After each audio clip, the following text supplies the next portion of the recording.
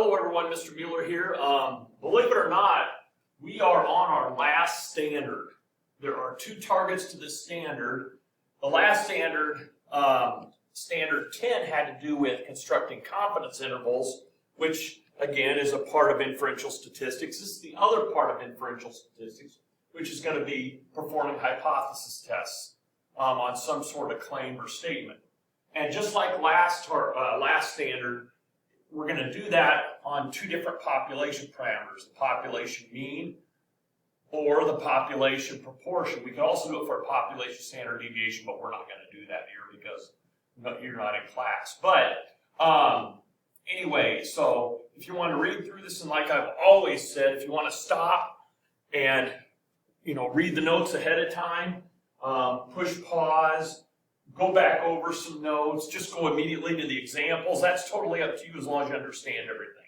So this target, 11.1, the first target of this standard, we're going to hopefully, by the time you're done, you can make a statement about a population mean, mu, perform a hypothesis test using either sample data or the summary statistics from that sample data, and then properly state the conclusion of the hypothesis test. Now, I'm going to go ahead and have you pause and read through this. I like this example. I've used it for many years. Go ahead and read through that, and then we'll talk about it. So as you read this, you've seen that a researcher from Calvin College took a random sample of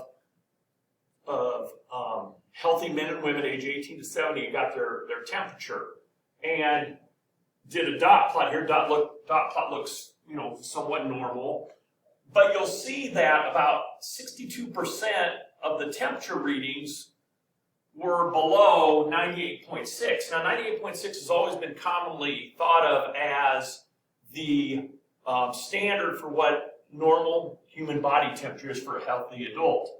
The average of this sample, the mean temperature was 98.25, which is less than 98.6. And the standard deviation was about 7,300ths of a degree Fahrenheit. Now, why is this sample less than 98.6? Well, there's a couple reasons. Number one, first of all, it could just be variation in the sample, ladies and gentlemen. Maybe he got a sample that of these average of these 130 people just happened to be less than 98.6, which is common. Samples tend to vary. The other thing is, maybe this is telling us that the average human body temperature is not actually 98.6. So how do we know?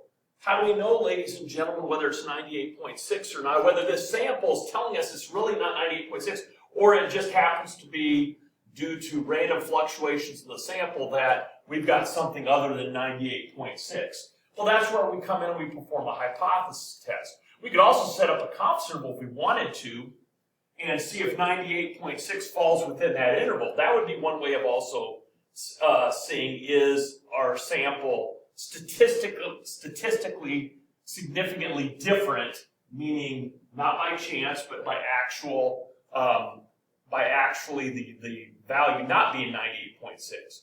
So we can do that with a confidence interval, but also we can do it by setting up a hypothesis test, which is commonly used in psychology, in the medical fields to test claims or statements. And by the way, we're actually going to do this problem as one of our examples to see what it says. Now, the fundamentals of hypothesis testing. Go ahead and read through this again. You can pause the video.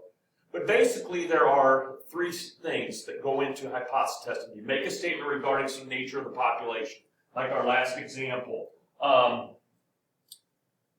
Is the human body temperature, average human body temperature, actually 98.6 degrees? We collect evidence, just like the researcher did. He collected data from 130 healthy adults.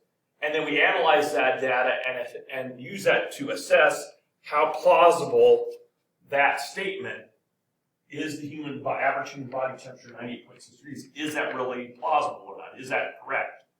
Beyond a reason of a doubt. Now, I will tell you this, there are, I think 1, 2, 3, 4, 5, 6, 7, 8 steps you're going to go through in order to do a hypothesis test. And I will label them each A through H. And ladies and gentlemen, I will give these to you, even if you were in class, I would give these to you on a test or a quiz.